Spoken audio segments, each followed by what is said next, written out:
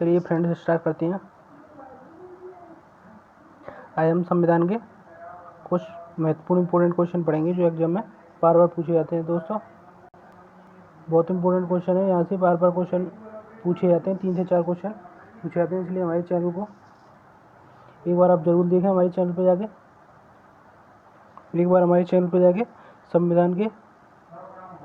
संविधान से संबंधित सारे क्वेश्चन को ज़रूर पढ़ें। ये क्वेश्चन एग्जाम में बार बार पूछे जाते हैं। और हमारी इस वीडियो को लाइक करें और सब्सक्राइब करें। ठीक है। चलिए देखते हैं, हम संविधान से संबंधित कुछ इम्पोर्टेंट क्वेश्चन देखते हैं। भारत का संविधान का निर्माण, चलिए बिल्कुल बेसिक से आज पढ़ेंगे हम। संविधान से जो भी क्वेश्चन जुड़े हुए हैं डिटेल में पढ़ेंगे। ठीक है। भारत का संविधान का निर्माण 26 नवंबर 1949 ईस्वी को पूर्ण हुआ। भारतीय संविधान का निर्माण जो हुआ वो कब पूर्ण हुआ? 26 नवंबर 1949 ईस्वी को पूर्ण हुआ। और यह लागू कब हुआ? ये लागू हुआ था 26 जनवरी 1950 ईस्वी को लागू हुआ। ठीक है। भारत का संविधान का निर्माण 26 नवंबर 1949 ईस्वी को हुआ था और ये लागू हुआ 26 जनवरी 1950 ईस्वी को। ठीक है, लागू हुआ।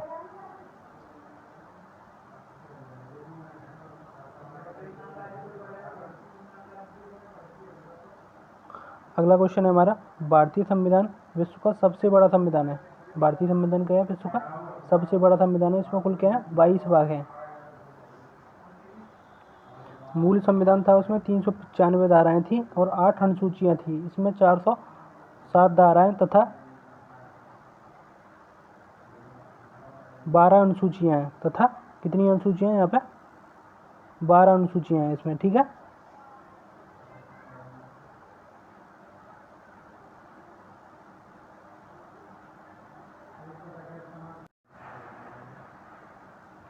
चलिए अगले क्वेश्चन पे आते हैं। अगला क्वेश्चन क्या कहता है? ठीक है,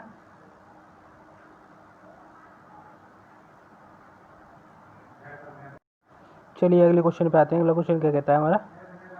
अगला क्वेश्चन है हमारा, संविधान सभा की प्रथम बैठक, संविधान सभा की जो प्रथम बैठक वो कब हुई थी? 1 दिसंबर 1946 ईस्वी को हुई थी।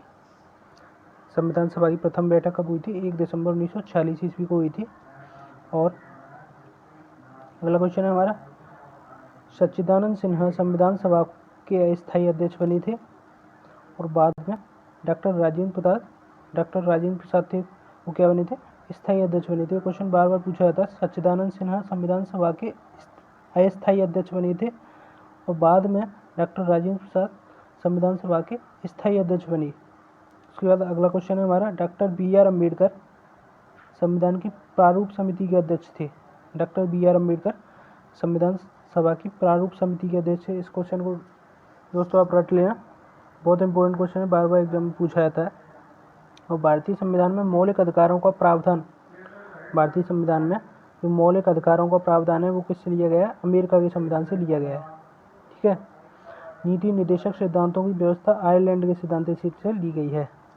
नीति निर्देशक सिद्धांतों की व्यवस्था आयरलैंड के संविधान से ली गई है। अगला क्वेश्चन है, नागरिकों के मूल कर्तव्य रूस के संविधान से लिए गए हैं। अगला क्वेश्चन क्या है हमारा? नागरिकों के जो मूल कर्तव्य हैं वो रूस के संविधान से लिए गए हैं। मूल अधिकारों का वर्णन संविधान के भाग 3 में किया गया है। नीति निर्देशक सिद्धांतों का वर्णन संविधान के भाग 4 में किया गया है। नीति निर्देशक सिद्धांतों का वर्णन संविधान के भाग 4 में किया गया है। भारत एक संपूर्ण प्रभुत्व संपन्न लोकतंत्रात्मक गणराज्य है।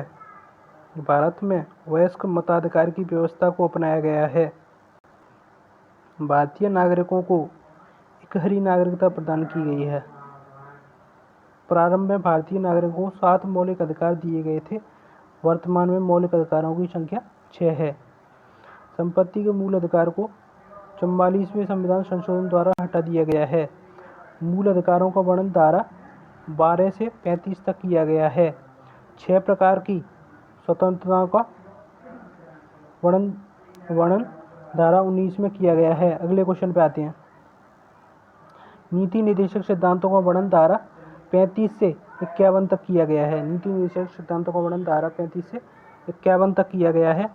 नागरिकों के मूल कर्तव्य धारा 51 का में मूल कर्तव्य जो हैं 51 का में वर्णित हैं। ये 42वें संविधान संशोधन द्वारा जोड़े गए हैं। मूल कर्तव्यों की संख्या मूल कर्तव्यों की संख्या इसमें 10 दी हुई है, लेकिन 11 हुई है। राष्ट्रपति के चुनाव में खड़े होने के लिए 35 वर्ष की आयु होना आवश्यक है।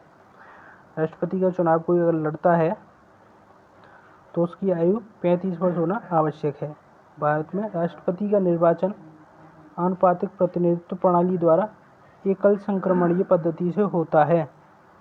भारत में राष्ट्रपति का निर्वाचन 5 वर्ष के लिए होता है। राष्ट्रपति पर महाभियोग संसद के किसी भी सदन में 14 दिन की लिखित सूचना के बाद प्रस्तुत किया जा सकता है। इंपॉर्टेंट क्वेश्चन है। राष्ट्रपति को 3 प्रकार की आपातकालीन शक्तियाँ प्राप्त हैं। राष्ट्रपति को क्या है? 3 प्रकार की आपातकालीन शक्तियाँ प्राप्त हैं। आपातकालीन शक्तियों में 3 प्रकार की क्या आता है? एक तो आता है जल सेना, वायुसेना, नेवी, एयरफोर्स और इंडियन आर्मी। ठीक है। भारत का उपराष्ट्रपति राज्यसभा का पदेन अध्यक्ष होता है। भारत का उपराष्ट्रपति जो है राज्यसभा का पदेन अध्यक्ष होता है। राष्ट्रपति के निर्वाचन में संसद के दोनों सदनों तथा राज्यों की विधानसभाओं के निर्वाचित सदस्य भाग लेते हैं।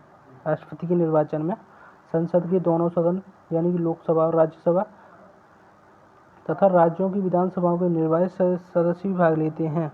उपराष्ट्रपति के निर्वाचन में संसद के दोनों सदनों के सदस्य भाग लेते हैं। प्रधानमंत्री लोकसभा में बहुमत दल का नेता होता है। प्रधानमंत्री क्या होता है? लोकसभा में बहुमत दल का नेता होता है। भारतीय संसद के 3 अंग होते हैं। भारतीय संसद के 3 अंग होते हैं। कौन सा? राष्ट्रपति, लोकसभा और राज्यसभा। राज्यसभा संसद का उच्च तथा लोकसभा निम्न सदन होता है। राज्यसभा संसद का उच्च और लोकसभा संसद का निम्न सदन होता है। ठीक है, काफ़ी इंपोर्टेंट क्वेश्चन है। राज्यसभा की अधिकतम सदस्य संख्या 250 है। राज्यसभा में अधिकतम कितने सदस्य हैं? 250 सदस्य हैं। राष्ट्रपति राज्यसभा में कला, साहित्य, विज्ञान आदि के 12 सदस्य नामांकित करता है। राज्यसभा एक स्थायी सदन है।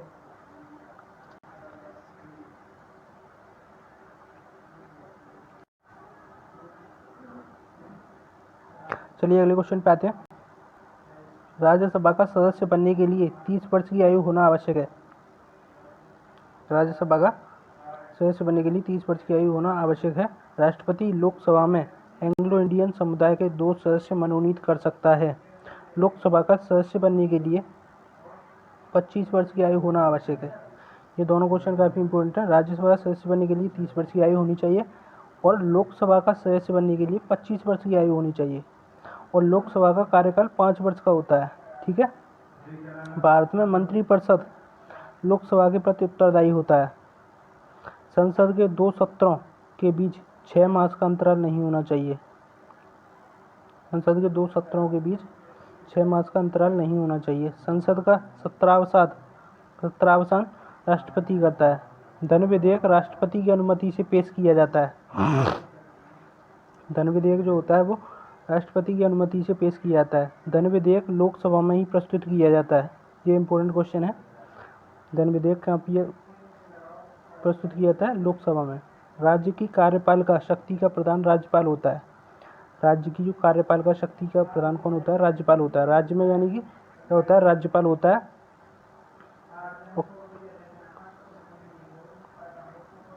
और केंद्र में क्या होता है? राष्ट्रपति होता है। प्रत्येक राज्य में एक महाधिवक्ता होता है जो भारत के महान्यायवादी के समान राज्य का अधिकारी होता है। चलिए अगले क्वेश्चन पे आते हैं। राज्य की विधानसभा के सदस्यों की अधिकतम संख्या यानी कि राज्य की विधानसभा के सदस्यों की अधिकतम संख्या 500 और न्यूनतम संख्या 60 होती है। विधानसभा की अवधि 5 वर्ष होती है। विधानसभा का सदस्य बनने के लिए 35 वर्ष की आयु होना आवश्यक है। विधानसभा का सदस्य बनने के लिए 35 वर्ष की आयु होना आवश्यक है। सर्वोच्च न्यायालय में एक मुख्य न्यायाधीश और 25 अन्य न्यायाधीश होते हैं। सर्वोच्च न्यायालय में एक मुख्य न्यायाधीश, 25 अन्य न्यायाधीश होते हैं। इम्पोर्टेंट क्वेश्चन है। सर्वोच्च न्यायालय के न्यायाधीश 65 वर्ष की आयु तक अपने पद पर बने रहते हैं।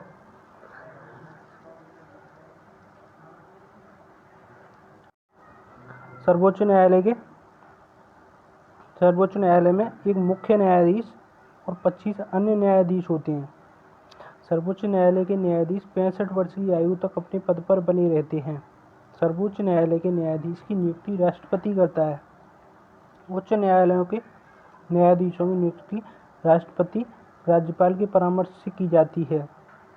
उच्च न्यायालय के न्यायाधीश 62 वर्ष की आयु तक अपने पद पर बने रहते हैं।